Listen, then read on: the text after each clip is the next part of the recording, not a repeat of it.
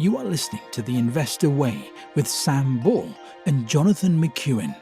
If you enjoy the show, please subscribe and follow us on Twitter at TIWTweets.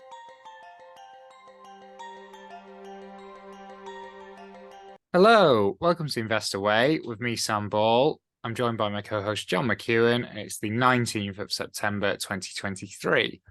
On this week's episode, we'll be discussing Redrow, Fevertree, Barratt Developments, Capital Limited, DS Smith, and our US company of the week is Upwork. John, do you want to start us off with the first house builder of the week?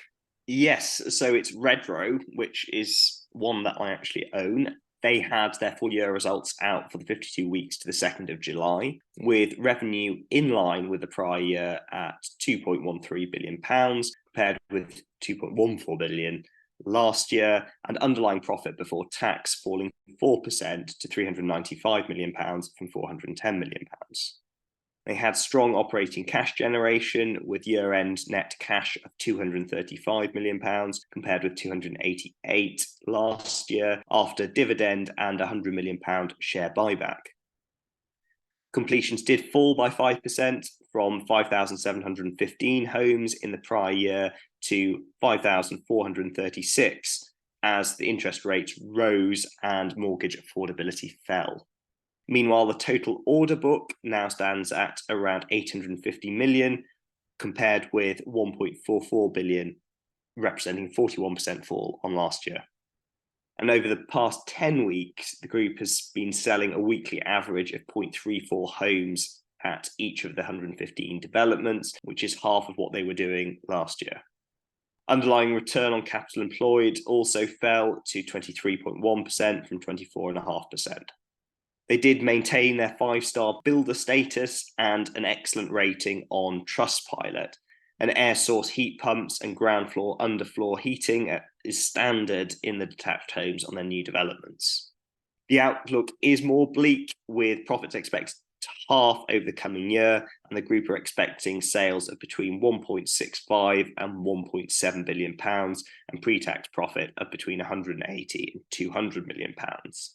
In terms of valuation, Redrow has a market cap of £1.6 billion and trades at around 9 times the forward earnings, and around 4 times the current earnings, with a prospective dividend of around, just under 3%. I thought these results were pretty good, and I think the forecast is largely baked in. The market did respond fairly well, and the shares are up about 5%.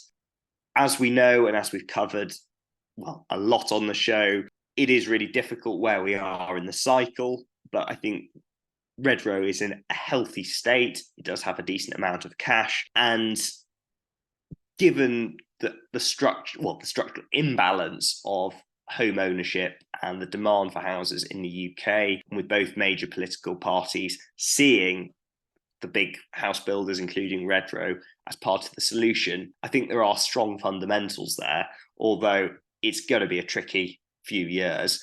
And I don't think anybody's expecting interest rates to go back to the ultra low levels that we saw for the last 15 years, or potentially some of those house buying schemes which did boost the profits of companies like Redrow.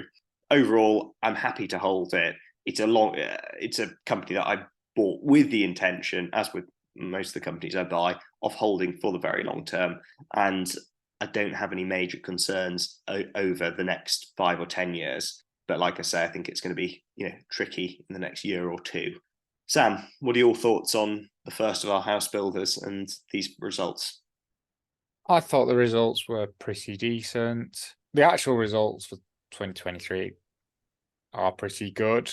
I think really where you see the impact of the increase in interest rates, it's in the order book, which is why next year's results are just not looking as good. I don't know how long that will last for. When interest rates start coming back down again, I think you'll have a lag anyway where the order book stays quite low for another 12 or 18 months, because that seems to have been what we've seen with the interest rates going up. But yeah, I think in the short to medium term, it's probably not fantastic, just because I still think, although the interest rates are fairly high, I don't feel like the affordability has really changed that much. The houses, if anything, they're less affordable because they're still very high, the prices, but now the interest rates are even higher as well. So it will be interesting to see what happens. However, in the long term, as we talk about a lot, there is an undersupply of housing, and it is going to be companies like Redrow that help solve that problem. So yeah, in the long term, I think you're getting it at a pretty reasonable price. It's got a good dividend. I know the dividend will fall with the profits, but you're getting it at a reasonable price. It is a cyclical, so if you buy it knowing that it's probably at the top of the cycle, I just think, well, fair enough. But in fact, let's see how the share price has done over the last 5 years. Because in the last year, it's not really budged a load. It's down 2.3% over the last year. Yeah, even over the last 2 years, it's down 31%. Last 5 years, it's down 16%. But I just think it's a cyclical business. You know that when times are good, you're going to be getting a cracking dividend. It's going to be a very cheap PE. If you buy it now, you have to ride out a couple of bad years. If you're in it for the long term, I don't think that particularly matters. But yeah, it's interesting to see the interest rates now feeding through into the order book. Would agree with you there. Okay, on to, well, a much more expensive company, Fevertree. Yes, so I'd probably describe it as a favourite of the show, although not necessarily the share price, but the stock itself. But Fevertree, who are best known for their tonics, have come out with half-year results, and half-year revenue grew by 6% to 175.6 million, ignoring the impact of exchange rates. This was largely driven by 32% growth in the US, which has now overtaken the UK as the biggest contributor to revenue. Underlying cash profit fell from 22 million to 10 million as margins were squeezed by higher costs, most notably for glass, which were not fully offset by price hikes. 80% of the sales are bottled in glass, so any impact on energy prices that then has a knock-on impact on the cost of glass bottles, it does hit them hard at the minute. Net cash fell from 99.9 million to 75.8 million as the group increased inventory levels to help mitigate the impact of any potential future supply chain disruptions. Free cash flow worsened from an outflow of 5.1 million to an outflow of 7.3 million. Due to unseasonably poor weather in the UK impacting the key summer trading period, full-year guidance has been lowered. Revenue is now expected to be between 380 and 390 million, down from 390 to 405 million. Cash profit guidance has been lowered to 30 to 36 million, down from 36 to 42 million. The dividends up 2% and the shares fell 3.4% following the announcement. In terms of the valuation, the business trades at a forward PE of 48.5, and that compares to an average forward PE since listing of 46.9, and the prospective yield over the next 12 months is 1.3, and that compares to an average since listing of 0.8. Now, if you look at the share price for Fevertree, it has actually taken a hammering. So given how high the PE is, that did make me think, well, maybe it's on reduced earnings. So maybe if you were to take what you consider to be normalized earnings, it's actually at quite a reasonable price now, because the share price has taken quite a hammering. So over the past 5 years, the shares are actually down 2/3. And they're down 50% in the last 3 years, 46% in the last 2 years, although they're up 34% in the last year. But yeah, if you were to take the 2018 earnings, which I think is being generous, I've basically taken the highest earnings of the past 5 years. And if you assume they are the normal earnings, which I'd suggest they're probably not if they've been achieved once in 5 years. But if you do say that, you get a value, average price to earnings of 23. I think it's quite pricey given how much growth has dropped off for the business. But now that America is bigger than the UK and still growing at 30% a year, I think you could make an argument if you think that will continue. And given that the American market is likely going to be much larger when it hits saturation than the UK's, that it possibly is quite cheap. However, this is a business I do really like. It's definitely a watch list. It's a business that is on my watch list. I'd probably need to see it at a bit more of a discount to pull the trigger. I think for the amount of risk that is included in the business, I would want it at more than 23 times the best earnings it's ever had, basically. John, what are your thoughts? I mean, similarly, I think it's a really good company, and it's so encouraging to see the numbers that it's producing in the States and so far from saturation. So there's a lot of potential ahead of it. It's so pricey, and I know the company can't help that, but as an investor, it makes it very tricky, as you say, to actually start a position and pull the trigger on it when it's 46 times earnings. Will it ever be cheaper though? I guess that is the difficulty. And if you do want to own a piece of it, people are banking on that growth in the States. Would be risky, I think, if you were to buy at this price, and certainly if there are more bumps in the road and the numbers they don't quite meet the expectations, it's got a long way to fall. So it's a tricky one, but as a business, it seems to overall be going in the right direction, I would say. I would agree. Should we move back to the house builders? Yes, so more fun, and we'll move on to Barratt, which is one of the bigger house builders. They had their full year results out, with full year revenue rising 1% to £5.3 billion, as high average selling prices helped to offset the slowdown in reservations in the second half.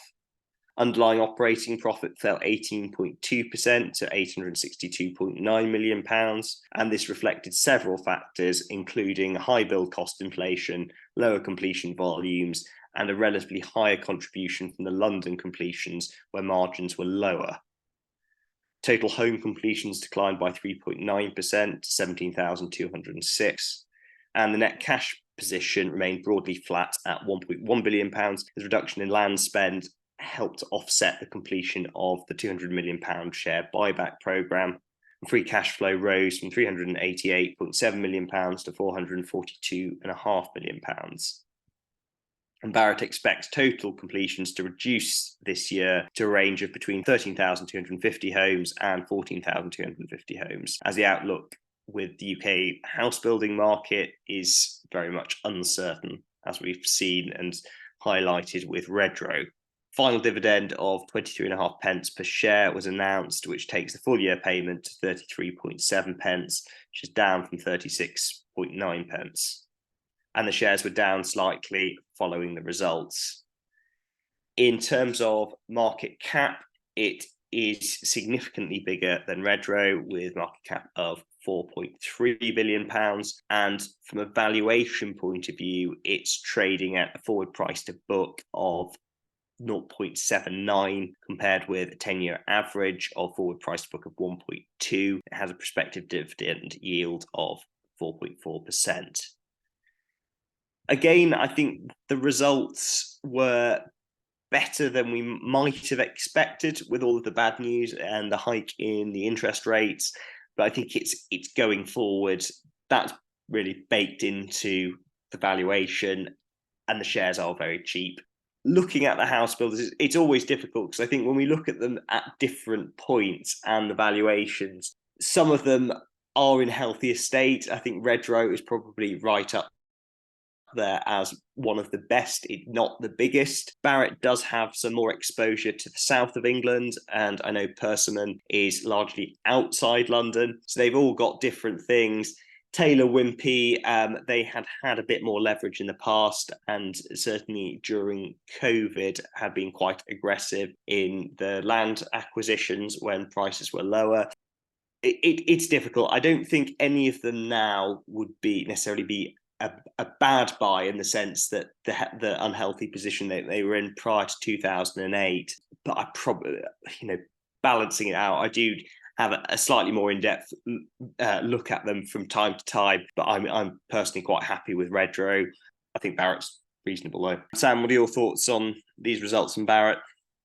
Pretty similar to Redrow. Might just cut and paste what I said there, because you probably can. It's pretty similar. The revenue they've managed to hold on to, but you see it flowing through into the order book. That's where you're getting the uncertainty flowing into it. I did think it was interesting as well that the margins have gone down. So although the revenue's up slightly, obviously all the build cost inflation, they've just had to take the hit on that in the current environment, because they can't really be pushing up the prices when they've already got the order book dropping off a cliff. So I do think that's quite interesting as well.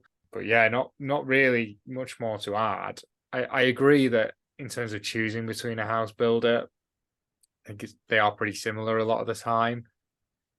I don't know if there's probably some merit to just taking a basket approach if you really weren't sure and just wanted exposure to the industry, because we cover quite a few on the show and there are some very good house builders available. So you could pick 2 or 3. So I don't think you need to have a favorite house builder. No, fair enough. Do you have a particular pick at the moment? I'd probably, was it Taylor Wimpey that bought at the low? It was, yeah. I'd probably go with that because I was very critical of it at the time, and in hindsight, they obviously knew a lot more than me. And it was a bit of the prices did snap back as well, so they saw the chance and they took it. So you can't really knock management. I think in terms of the management, probably the best. Yeah, that's the only thing I've got to differentiate. They did dilute shareholders a little bit when they did that, but they took advantage of the low prices. So if they'd done it and it carried on dropping, I'd have thrown them under a bus and said how terrible they were, but they took a chance and it has worked. So that's the only thing they've done to differentiate themselves from the other house builders. So I would probably just do it based on that. Yeah, no, fair enough. Right. Okay, then. On to Capital Limited. So this is a debut on the show. So for anyone who listened to part 2 of my interview with Flying Finance, which was published as the episode before this one, it is basically a stock that's in his portfolio. He explained briefly what it does and why he likes it. I will cover that somewhat here, given that it is a debut. So, Capital Limited, and this is per their investor relations page of their website, we provide full-service mining, drilling, maintenance, and geochemical analysis solutions to customers within the minerals industry. Our services extend across the mining value chain from initial exploration, drilling to load and haul, providing our customers with a fully integrated mining services solution. Our company operates one of the youngest rig fleets in the industry, while our heavy mining equipment fleet is rapidly growing and now includes 834 D9 and D10 bulldozers, 785 and 787 dump trucks, and 330, 340, 390, 395. Now, these must be models rather than numbers. 6,020 and 6,040 excavators. Our fleet has a reputation for its quality and reliability as a result of regular maintenance and upgrades. Our equipment is also fitted with the latest technologies for enhanced efficiency, safety, and data collection. As well as our established rig fleet of 129 rigs as of Jan 23, these rigs include 31 diamond core rigs, 4 air core rigs, 2 wheat pole rigs, 14 multi-purpose rigs, 12 grade control rigs, 13 reverse circulation, 34 blast hole rigs, 19 underground rigs. And they say a reliable and available fleet is essential to keeping exploration and mining operations running to schedule. Our maintenance teams provide a fleet you can rely on by focusing on preventative maintenance and optimizing the asset's performance.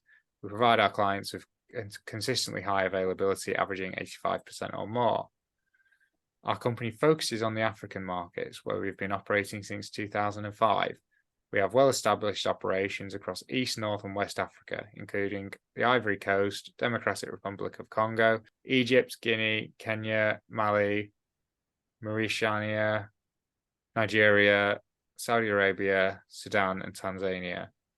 We take the time to understand local requirements and customs in all countries we operate in. They have a few different segments of the business, but one that is of interest and was talked about in the interview is the MSA Labs. And they say, at MSA Labs, we understand that mining and exploration are dynamic, and the pace and performance of these projects can be heavily reliant on assay results to guide management decisions of the next phase of work, in turn enabled by timely, accurate data. We focus on delivering the fastest turnaround times in the industry. We have a rapidly growing global network of laboratories in key mining regions around the world to limit lead times and transit costs. And we employ the latest high-tech analysis equipment. So I think the way Flying Finance explained it, and my understanding was that this MSA Labs part of the business, basically, you can analyze part of the ground or whatever, and it will basically run it through the computers, and it will tell you if it's more likely that there's something there or not before you actually have to start drilling and stuff. So you will find out without having to make such a huge capital investment whether or not something's actually viable, or you get a better indication of it. So they have come out with their half-year results. The revenue has grown 11.7% to 154.3 million, and all these figures are in dollars. Operating profit is up 1.4% to 28.4 million. Basic earnings per share is down 16.2% to 8.8 cents. Net debt is up 82.7% to 66.5 million. And the operating profit margin has decreased from 20.3 to 18.4%. It said the net debt of 66.5 million increased 82.7%, predominantly in order to fund our second material mining services contract with Ivindo Iron SA without returning to equity markets for funding. Investments remain significant at 42.1 million. Capital drilling, they said in the first half, the average rig utilization was 75%, a decrease of 9.6% from last year. The decrease in part is driven by the temporary shutdown of rigs at Perseus Mayas Gold Project in Sudan following the escalation of conflict in the country. In the MSA Labs, they've said growth outlook remains strong with expanded relationship with Chrysos. Through the successful rollout of Chrysos photon assay units, MSA Labs now has the largest international network of Chrysos photon assay technology. MSA Labs now has the Chrysos units deployed or under construction across Africa and Canada. The expanded relationship with Chrysos will see MSA Labs deploy 21 units by 2025. While the rollout of Chrysos photon assay technology will account for the majority of the growth in revenues, we continue to expand our traditional geochemical business in tandem. This year, MSA Labs has commissioned a mine site laboratory in Shanta Gold's Singida mine, Tanzania, a laboratory in Mali, and currently has a laboratory in Egypt under construction. MSA Labs has completed a $10 million equity raise to fund the expansion of the business. Following this, capital shareholding in MSA Labs has increased from 77.8% to 81.8%. MSA Labs will continue its multi-year laboratory rollout, particularly focused on Chrysos photon assay units, with revenue guidance for MSA Labs remaining at 40 to 50 million for 2023. Another significant year-over-year increase. It was 27.3 million last year. And in the slides, the return on capital employed is 23%. They've highlighted that the macro environment is supportive of increased exploration activity. So they've said that exploration is 37% below the previous cycle's peak. Top miners' capex spend is down over 50% inflation adjusted from previous cycle peak levels, and up to 4 trillion of fresh mining investment is needed by the end of the decade due to the energy transitions. They also have another part of the business, which I've not really touched on, but they've said proactive. They've got capital investments, which is proactive investments in African exploration and mining companies. And for the MSA Labs, they're actually guiding for 2025 revenue of $80 million plus. Now, I couldn't find anything that split out the margins on MSA Labs, so I'm not sure how much that will feed through into profit. I imagine it's more profitable than the capital-intensive mining equipment and other stuff that they do. But as to how profitable it is, I don't actually know. And that's 80 million on total revenue. Well, total revenue currently for the half is 154 million. So last year, for the 2022 calendar year, it was 290 million. So it would be about a third of revenue, or just under a third of revenue. And if it's very highly profitable, it could make a difference. In terms of the valuation, the earnings do fluctuate fairly significantly. So that's to be expected because it is in a cyclical industry. So what I've done is I've taken the average PE for the average earnings for the last 5 years. If you do that, you get a 5-year average PE based on the current price of 8. The market cap is 155 million and it is listed on the FTSE All Share. And the current dividend yield is 4%. My view was I thought this was an interesting business. I wouldn't put it in the same bracket as Airtel Africa, though. I think this is interesting. I think the MSA Labs could be quite interesting, but when you look at the earnings and you look at the revenue and where they're thinking it can get to by 2025, now, obviously, that's only a year and a half away. If you go beyond that, it could maybe get even higher. But based on the numbers they're throwing out, it's not like I'm not looking at this and thinking, well, what's wrong with it? I kind of understand why it is so cheap because it's such a cyclical business in such a risky part of the world. I think with Airtel Africa, I did get that feeling first time I looked at it, it was one of them businesses where it was like, well, what's actually wrong with it? Why is it so cheap? I feel like I must be missing something. Whereas although this is a cheap business, I do kind of feel like I understand the reasons why. My other concern with this is that what it's doing is very complicated. I know the mining equipment is a bit more simple, but it's very capital intensive, which I don't like. And then you've got this MSA Labs, and I just feel like it's very, very difficult to understand. And if I'm being completely honest with myself, it should probably be in the too hard pile.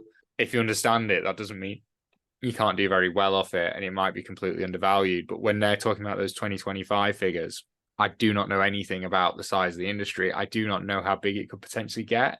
Whereas if you compare that to Airtel Money, if we're doing the Airtel Africa comparison with Airtel Money, I just feel like, yes, maybe I don't know how big the market could be in Africa for online transactions, but I know it's going to be a lot bigger than it is now. And with the numbers that Airtel Africa are putting up in respect to it, I think they could carry on putting up those kind of numbers for 5 or 10 years. I do not know enough about this market, with a capital limited MSA Labs could be putting up the 30-40% a year growth for the next 5 or 10 years. I've just no idea at what point that market hits saturation.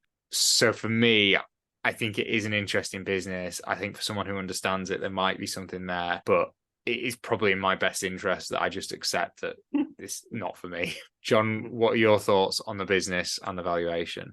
I would agree with you that it's certainly very interesting. Some things that I would put me off a little bit would be, like you say, how capital intensive it is. That it is very cyclical. That in itself wouldn't put me off.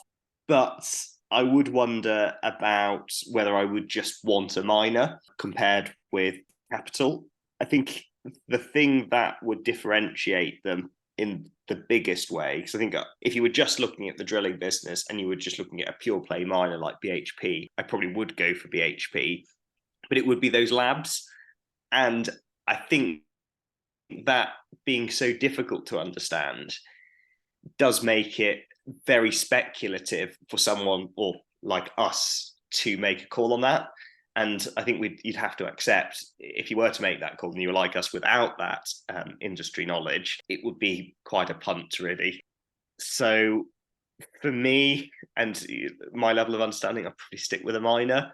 I don't have a miner. I've just got commodities exposure. I think that's where it would sit.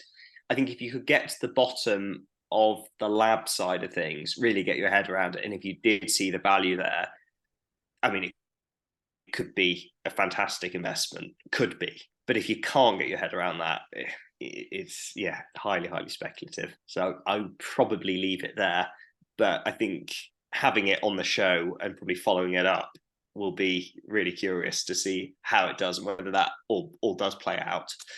But probably not one for me with my own money. I agree. I think it is an interesting business, so I have put it on my watch list, so we probably will cover it again. Maybe if we cover it a couple of times, we might be sat here in a year and feel differently about it. Equally, if there's anyone that listens to the show that does actually understand MSA Labs and what differentiates it and how big they think it can be, if you would like to come on for an interview, please do just get in touch, because I do love to hear that. It's a bit of a long shot, yeah, given exactly how niche this company is. But you never know, we might get someone. Should we move on to a business that is much easier to understand? In the cardboard industry, making boxes. Favorite box maker of the show, maybe DS Smith. So they had their full year results out the 22nd of June. They reported full year revenue of £8.2 billion, which was up 11% when ignoring the effects of exchange rates, and higher prices were the key driver of growth, partially offset by a 5.8% decline in volumes as market demand was tempered. Underlying operating profit rose 35% to £861 million, driven by the benefit of higher prices, slightly offset by the higher costs and lower volumes. Free cash flow fell 32% to £354 million, impacted by higher capital expenditure, and net debt rose from £1.5 million to £1.6 billion on higher capex. But higher cash profits meant that the ratio of net debt to EBITDA improved from 1.6 to 1.3 times. Trading in the new year is in line with management's expectations, despite box volumes remaining lower than normal. and the board proposed a final dividend of 12 pence, taking the total for the year to 18 pence, which represents a 20% increase. And the chief executive, Miles Roberts, said that the new financial year had started well, but acknowledged the economic environment remains challenging. From a valuation perspective, the group has a market cap of £4 billion and trades at a forward PE of 9 compared with the 10-year average around 12, and it has a prospective dividend yield for the next year of 5.8%, which is higher than its 10-year average of 4%. Again, I thought these results were pretty good. It's a cheap company. It's a high quality company. I think in the long term, it's on the back of a growth trend with e-commerce. But where we are in the cycle, again, you'd probably expect the volumes to be dropping off a bit. It is difficult, and we've talked about how much paper they make in-house and how much they outsource, and depending on, again, energy prices, it can be good or bad for the company, and they have been stepping back from that themselves, so they're, I guess, less cyclical. But no, overall, I don't think there's a huge amount to say other than that they're pretty good numbers. Obviously, not like to see the volumes drop, but I think to be expected and sort of fair enough. Operating profit rising by a decent amount, all very positive. So yeah, it's a company that I still like, and it's been sitting on my watch list for a while. Possibly one that I would pull the trigger on at some point this year, but I think there are quite a lot of other good companies which aren't particularly expensive as well, and it's sometimes difficult to choose between those. Sam, I know you've been positive in DS Smith in the past. What do you think of these results? I like it. I think these are a good set of results. I just think with it being so cheap and the results being what I would consider so good, it probably is, well, it is a very cyclical business. I just think that really that cheap valuation probably tells you just where the market thinks it is in the cycle. But very good business. I think these are a good set of results. I think it's had a good year. I think if you're buying it with a long-term view, when you look at historically how the shares have done over the last 5 years, I think you are getting it at a pretty reasonable price. I think for me, it would just be opportunity costs. There's other businesses I'd rather own before DS Smith, but I think it's a very, very good business and I do like it. Okay, very good. So onto a company that you do own, Yes. Upwork. I don't know how I feel about Upwork. So I've been toying with the idea. I don't, spoiler alert, but I kind of feel like after this, after looking at this, I probably won't. But I was thinking before these results, because I hadn't had a proper look at them yet, I was thinking I might sell at some point. Oh. The main reason is just I've got, quite a few US listed companies, and there's others I would rather have more of. And Upwork, it's not the biggest position for me anymore. It's now only like a few percent. So my Upwork shares, I think I'm up like 10% on them, but that doesn't include, there was a chunk that I sold, I think when the shares were about 3 times what they are now, back in the COVID bubble. So overall, I've done very well on the stock, but the shares I own presently are up about 10%. So Upwork have come out with their Q2 results. And for anyone who doesn't know, Upwork is an outsourcing app. So you go on, and if you need someone to do, say, transcribing this podcast would be an example, or you need to hire someone in India that's going to do like jobs for you and stuff remotely, those kind of jobs, Upwork's where you go, and it connects you with these contractors, and equally it connects the contractors with employers. It is a website I used as a teenager, and probably like 5 years ago now, I used to write articles on it. I could get a decent rate, actually. I remember I used to write articles about Bitcoin. I could get like $50 an hour or something like that. It was pretty decent, actually. Upwork have come out with their Q2 results, and in the shareholder letter, they've said, we achieved better than expected results across our financial goals while making significant strides in generative AI and growth across our business. This resulted in second quarter revenue of 168.6 million, up 7% from a year ago. And gross service volume that again exceeded 1 billion for the quarter. We recorded a GAAP net loss of 4 million and adjusted EBITDA of 14.4 million, compared to a GAAP net loss of 23.8 million and adjusted EBITDA loss of 1.9 million last year. These strong results are largely the outcome of the cost savings actions we took earlier in the second quarter, along with additional cost-saving measures taken throughout the quarter, which we expect to yield incremental benefits over the remainder of 2023. With the momentum that we have built, we are raising our adjusted EBITDA guidance for 2023 from 50 to 55 million. So gross service volume increased 3% quarter over quarter and was down by approximately 1% year over year. They've said this decline was primarily driven by the lapping of strong growth in previous 2 years, as well as client marketplace pricing changes implemented in April 2022.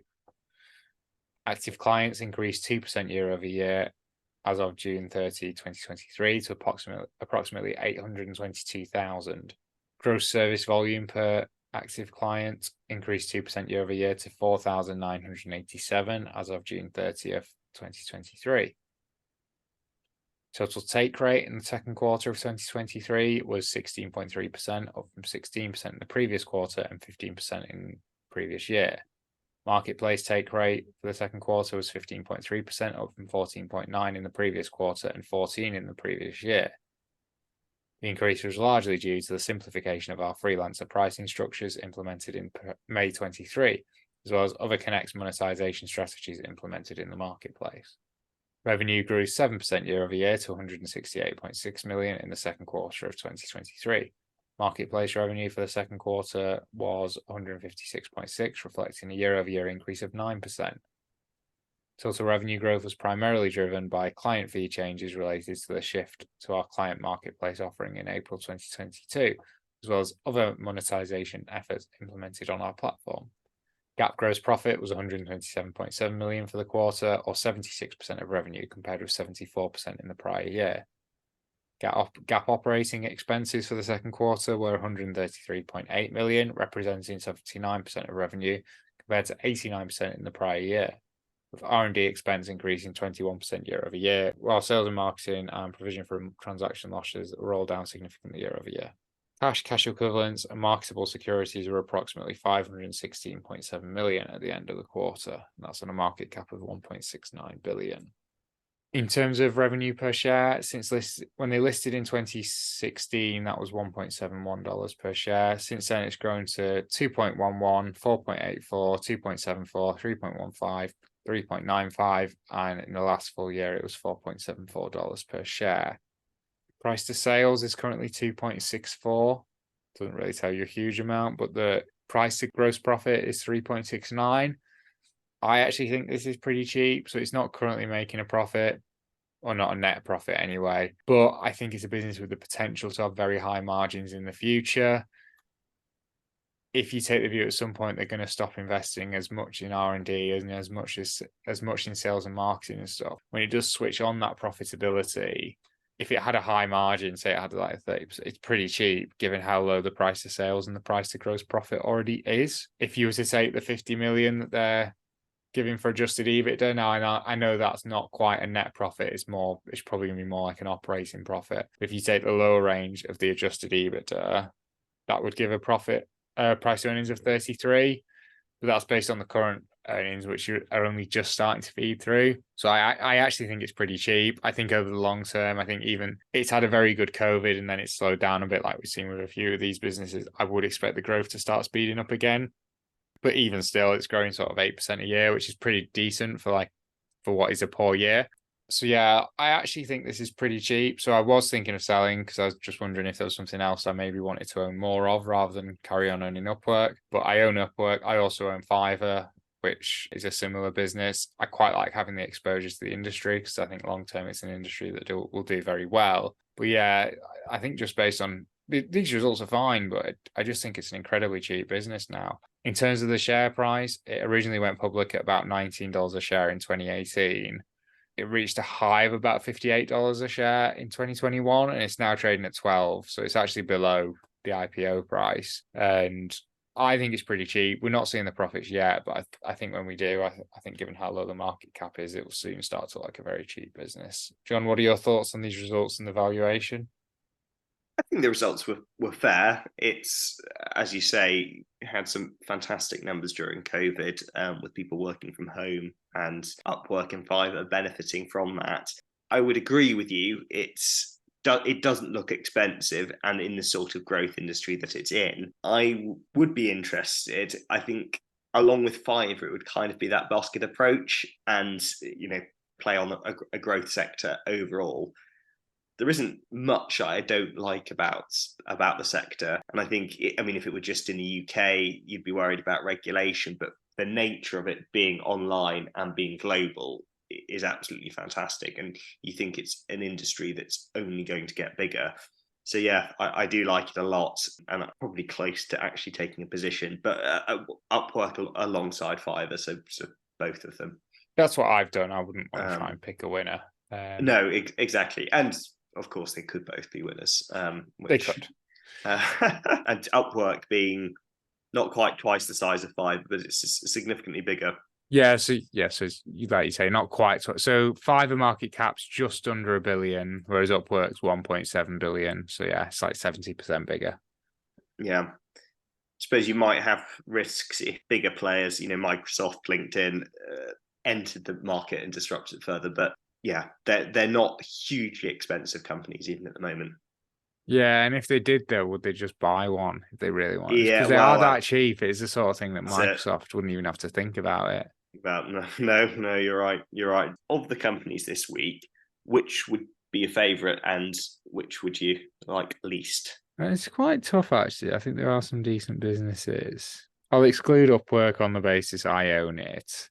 I am sort of leaning a bit towards Fevertree, but I think I would probably just play it safe and go with DS Smith if I had to buy one. But Fevertree is just not quite where I want it price-wise. In terms of my least favourite, I'd probably actually say Capital Limited, but that's just because it goes in the too hard pile. I don't think there's any bad businesses that we've covered this week. The house builders are all pretty similar, but they are good businesses. So it would just be because I feel like I don't have enough of an understanding. So Capital just gets it by default. It's not in any way that I think it is a bad business. And if anything, it looks like it could be quite a good business.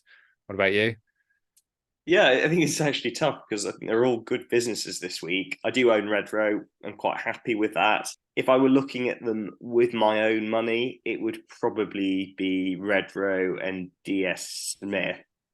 I guess Barratt's up there in the mix there. So Barratt, Redrow, DS Smith.